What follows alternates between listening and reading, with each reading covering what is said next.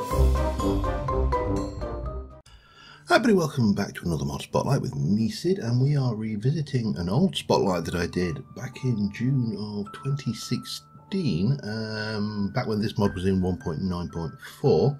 We're now reviewing it in 1.14, although it is currently being ported to 1.15, so yeah, it will be moving along again. And we are, as you no doubt from the title, reviewing Nomadic Tents. So let us spotlight away, and the very first thing you're going to need to do, Nomadic Tents, is there's a whole load of component blocks for this thing. So lots of wool, 2 of them for each component, will give you tent canvas. And tent canvas is a crafting material used in several of the mods.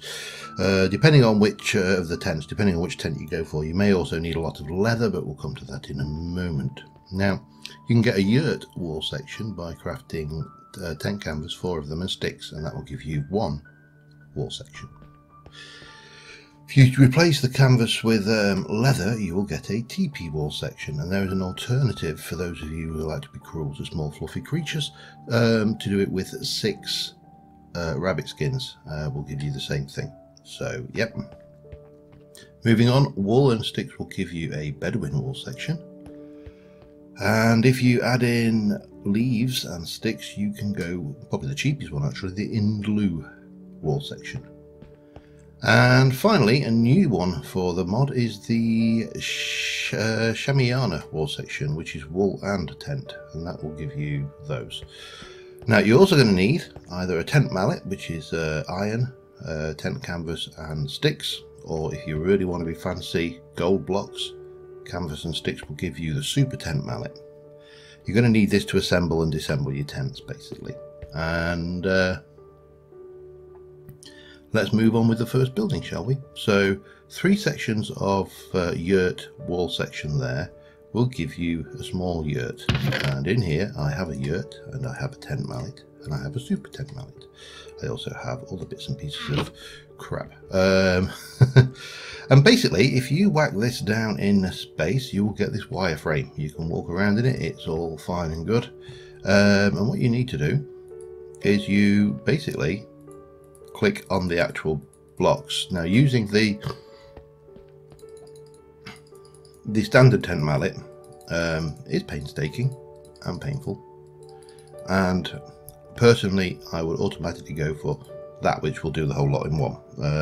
They have durability, so you may want to see if you can get mending on them, and once you've done it, you can go and click on the front and you will appear inside your yurt, which, being a small yurt, is a 3x3. There is a block up there, it's hidden, a barrier block, and if you were to dig down, it won't let you go any further than that layer. That is indestructible dirt, which is a block modded, a block added by the mod. But this is an extra dimensional thing, it lives in its own dimension. You can store things in here, do whatever, and when you're finished you can come out. And you can, if I remember, right click it and you right click the door and you put down, you pick it up again, and then you can pop it back into place and rebuild it. Simple as. That's your tent. Okay, but a 3x3, they're not great, and of course I did mention there were other options, so let us go and just have a look at those. So this pattern of teepee material will give you a small teepee. A small teepee looks like this. And when you go inside, it looks very much like very much like this. And if you apparently you can walk into the doors. I never knew that. Okay, so that's your teepee, and then you've got your Bedouin, which is this pattern of the Bedouin material. Gives you a small Bedouin. I wonder whether you can walk into them. You can. Oh, there you go. Today I learned something as well. So again, it's the same size, but it's Bedouin material. And if we come around here, this is your Indulu, I think it is. Can't remember now. And that will look like that. And when you go in, it has pretty much the same kind of thing going on. And finally, this is the Shamiana, which can be dyed by wrapping the red dyes around the basic Shamiana. So that will give you that, and obviously you can dye it different colours, so you can make it match your preference. Now this one is the only one that doesn't come in with a torch in it, although nothing spawns in this dimension, so no worries there. However, how about, say you want to make it bigger? So if you take your small yurt and add 3 yurt wall sections, you will get a small yurt. You can also make a medium yurt and a large yurt, just by increasing the quantities similarly. So add that again. So for example, if you want the medium yurt, the recipe for that is a small yurt plus those, and all the way up to a large yurt and large ones with other classifications. If you want to go bigger than that, then you're going to have to start making additional materials. So take some gold and some sticks and you will get one of these gold cross bracings, and combining those with a large yurt and some yurt material will give you a extra large yurt. You can also make a obsidian, which again, like that will make you a even bigger one.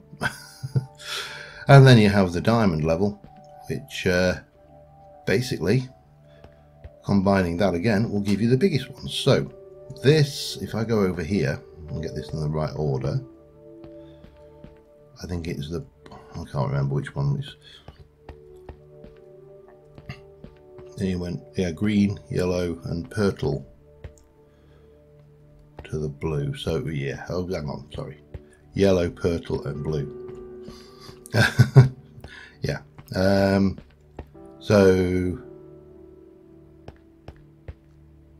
that's your green one, which is what, 3, 6, 7 by 7. This is your blue one, which is slightly smaller. It's a 5 by 5 circle, and of course, not to be outdone, this is your mega yurt. This is the largest space you can get. It's still in unbreakable block of dirt there. It's still got a little fire in the middle, and that's a lot of space. However, you can go further. So let us start off with, there's an emerald shovel, there is an emerald and iron, sorry, yeah, stone, iron, gold shovel, obsidian shovel and diamond shovel. And when you start combining these with the dirt levels and your yurts, you will get yurts which are somewhat less shallow in their outlook, shall we say.